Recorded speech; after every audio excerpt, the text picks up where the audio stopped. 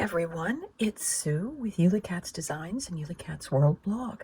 And today I'm here with a Cup of Cheer Christmas card series. And today we're going to be making a cup of hot cocoa. And I've got my card base started. I'm using some Simple Stories Snow Pine Lodge collection papers. And like I said, I have my front, my back. Those are actually journaling cards. And then the inside, I have taken one of the pattern papers and use the scalloped edge die from the Rectangles and Labels crosshatch set by Burniston. And some of the other dies we're going to be using today, they're all going to be Burniston. The coffee cup pop-up, we're going to be using the napkin section from that one. From the tea and coffee pop-up, we're going to be using the handle from the mug. From the flower pot pop-up, we're going to be using the flower pot as our cup. So we're just going to be using this part. We're going to be using the crosshatch pieces and the part that cuts the tabs into it. We're also going to be using the stocking pop-up for its candy cane. And then we're going to be pulling our marshmallows from the camping charms. And we're actually going to be using the lantern piece because it's the largest of what I like to call the marshmallows. And that's how we're going to be making our card. Now to make our napkin, we're going to take this piece here and we're going to cut it twice from white cardstock. I like to emboss it using my embossing sandwich, so that's usually like a silicone mat and then a slightly thinner plate before I die cut. And then I have taped my two pieces together. You can see there's kind of a thin gap because that's what's going to go over the fold in the card. And then I've taken this little plate and I've laced it over my fold marks to cut my tabs. Now because the napkin actually cut a slit, I have lost the corners of my tabs, but that's okay because it's all going to be hidden under the cup. From the flower pot set, I've cut two of the flower pots and we're going to trim off these flaps. Flower pot so that we'll have a straight edge. And I have folded all of my folds just to get them set up. And if you need more specific instructions on how to assemble the flower pot, you can go to Burniston's website, and on the flower pot pop-up page there is an assembly video that you can watch just to kind of get the basics. Now our handle is cut from the tea and coffee pop-up mug die. I overlapped the die over the edge of the paper. I also cut one on the back side of this striped paper so that I could have a handle that still had that striped background.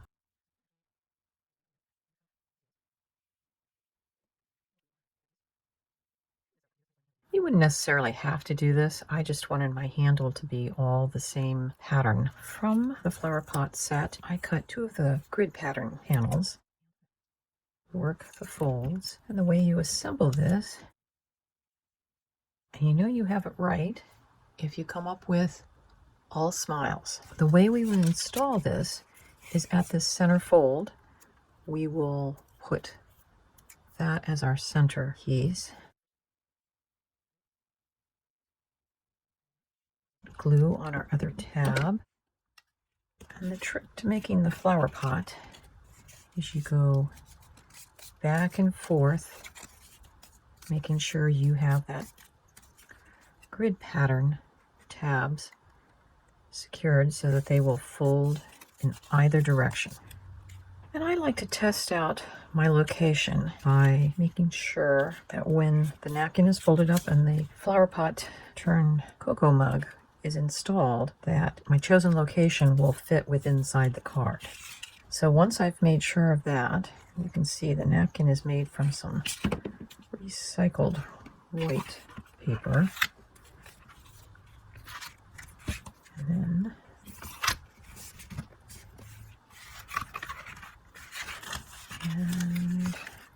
if that happens, we'll just release that.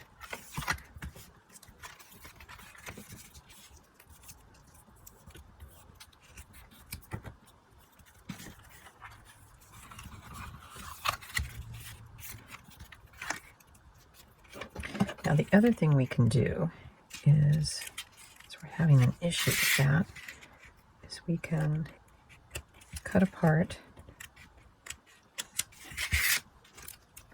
And so now we'll glue in our flower pot. Just going to put glue on those edges, and these get tucked into the corner. And I'll use whatever long-handled tool I have handy to help get those in the corners.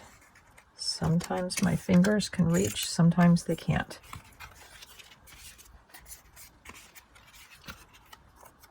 And now we can decide where we want to put our handle. I think I'm actually going to put it on that side because I know I'm going to put some kind of label here and some kind of label up here, and there shouldn't be any catch points if I put the handle on that side. So now we'll just let that all dry. I'm going to put on my labels. I have a nice big fancy label. Go down the bottom for a personal message. And then the smaller one I have stamped from the Burniston Winter Hugs stamp set, the Keep Warm and Drink Hot Cocoa in 2 colors.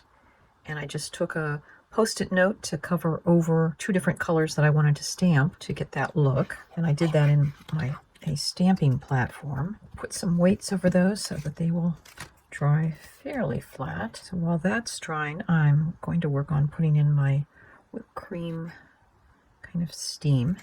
And all it is I'm taking a cotton ball and just pulling apart the fibers, and where I've put glue there on the edges, basically plan to put some of the cotton on all 4 sides of each of the grids.